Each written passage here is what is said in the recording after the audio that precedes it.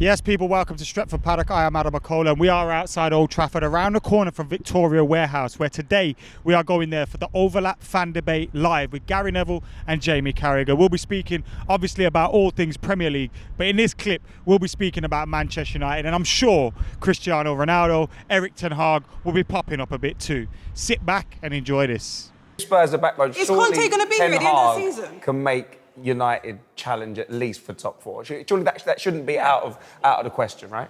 100%. I think Man United go into the season with a better manager than what they started last season with in terms of Oli and then the manager that came after that. So I think they start in a better position in terms of in the dugout. I like the way he's came across in pre-season.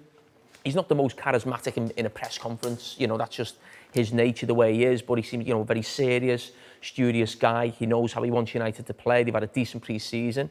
But, for him and for any manager, you need to get the recruitment right and players in. I know that's always been a question for United, but, at this moment, there's probably still not enough that's come in, but, there's still time. With Ten Hag, you've seen videos maybe clipped up on social. Ronaldo, we're not listening to Ten Hag when he's giving him advice. He left the game early. How important is Ronaldo staying for the mentality of the club, for everything that's going on there? If they get rid of him, is that the right thing to do in terms of getting kind of somebody like that out of the dressing room, especially if things are going to go not as well as you'd hope when they're trying to gel first 6 games of the season? I think I would go back to Ten Hag and say that I think he's had a really impressive start, confident start, in spite of the fact that his star player is playing up and he's not been supported off the pitch by an operation that can get him the players he wants.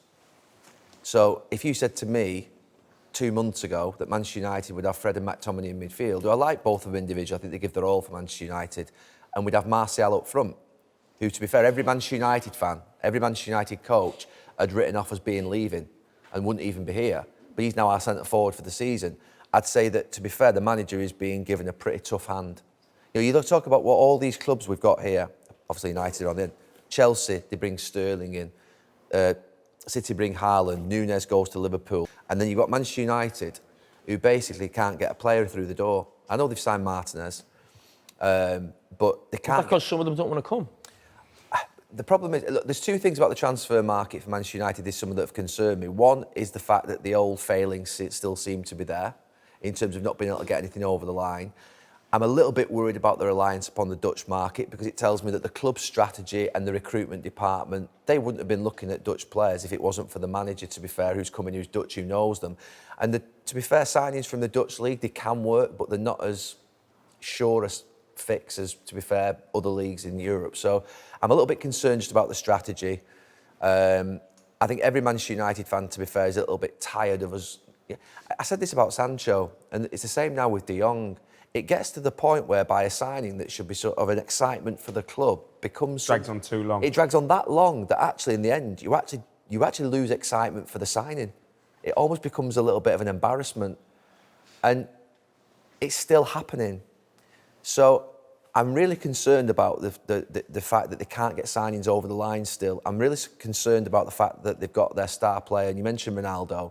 Look, I want to be really clear. Ronaldo's achievements in football go beyond anything that, to be fair, anybody could ever wish for and imagine. He'll go down in the top players of all time and always will be. And what happens this summer at Manchester United will be forgotten about in 20 years. But it's unpalatable for me to watch as an ex-Manchester United captain, an ex-Manchester United senior player, and thinking that at this moment in time, the star player in the dressing room is playing up.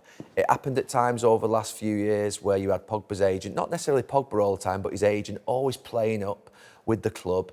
You can't have your star player in a club running the shop. You cannot have it. So when Sir Alex Ferguson potentially in the past moved players on, it was because that player was needed to be moved on. I know Manchester United fans want Ronaldo to stay, but if Ronaldo wants to leave, Manchester United, in my mind, should facilitate that. Cristiano Ronaldo, look, last season he was the silver lining in the cloud that was Manchester United. Going to watch United, it was an honour to be able to watch Cristiano Ronaldo again and score goals and all that. But this season, with the new manager starting, I've been on the pre-season tour, watching United train and play, and you see all these things and it feels quite positive, and you kind of get prepared for a fun season this season where we could maybe see some younger players implemented into the squad and possibly develop, and the football may be good to watch. Hopefully we get top 4, something like that, and a trophy. That would be the aim. But you feel with this looming shadow of Cristiano Ronaldo at the moment that has the potential to take away from it. I mean, I always thought it was a bizarre signing. I always felt this situation would come. Even if Ronaldo did great for a year, he signed a 2-year deal plus another year, which I couldn't believe. And he's never going to play second fiddle to anyone. But as players, at a certain stage of your career, we all know that you're not the same player. And his has gone on longer because he's such a great professional. But the fact he's now 37, 38 this season, he's not the same player. He's still a great goal scorer, but he's not the same player. No other club in Europe at this moment wants him. I might be wrong, but, you know, it doesn't look like United can get him out. So, at the moment, other clubs don't want him. And I think, if you asked Ten Hag, I don't think he wants him. And I'm not quite sure the dressing room at Manchester United would want Cristiano Ronaldo right now. There's also a style thing. I mean, I've not been to a Manchester United game yet, but I was watching all the clips of the goals that were scored on the tour. And some of those goals that you were watching, thinking, they're unbelievable goals. They're not easy goals to score at any time in the season, let alone in pre-season when you've just had a manager who's been there a few weeks.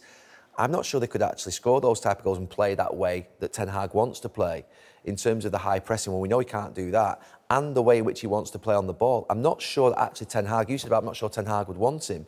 I'm not sure he fits into the way in which There was a moment in the game against Vallecano where James Garner had the ball in midfield and he passed it to Ronaldo. And Ronaldo passed it back to him and then he passed. And you know Ten Hag's asking for that ball now to probably be switched to a certain area and it hasn't been.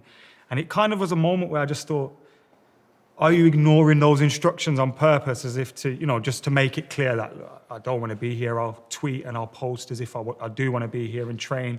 And I noticed like he did more with the fans pre-match and it's kind of like you're giving us all the actions that you want to be here, but then on the pitch and when the manager's talking to you, it's kind of like you're just ignoring him completely. That Saturday night when that statement came out that Cristiano Ronaldo wants to leave, and then the Monday morning was where I think something else came out.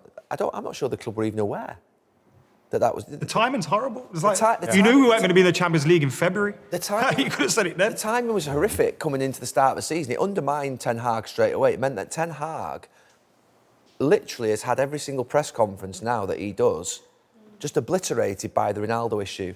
I think, looking back, Pep, Klopp, Conte, Sir Alex Ferguson, if a player becomes the dominating factor and a distraction in a press conference for a manager, there's only one thing that has to happen. We all know it. We all know it. Should have included Arteta in that. Look how he dealt with those situations. No, but you're right. So, we all applauded McKola Gary for losing Aubameyang.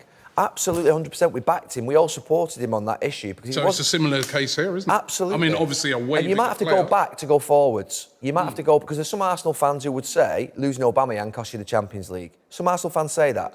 Not you maybe, but some say that. So you might have to go back to go forwards. And this season, Manchester United, they're obviously going to go. They may have to go back without Ronaldo, not have a goal scorer, go back to Martial, which was unthinkable for me because he's a talented boy, but he's proven that he's not the centre forward Manchester United need to take them forward. In the long term, he's not. But do we rather have him this season, to be fair, committed, playing for his future in the game, let alone at Manchester United, than Ronaldo, who, to be fair, probably doesn't want to live. I woke up this morning, you saw that weather in Manchester this morning, it was horrendous one, it was rain everywhere, and I just thought, I remember him coming into the dressing room 15 years ago saying, this is shit. I remember him saying that 15 years ago when he was the best player in the world. Now he's saying it about the team.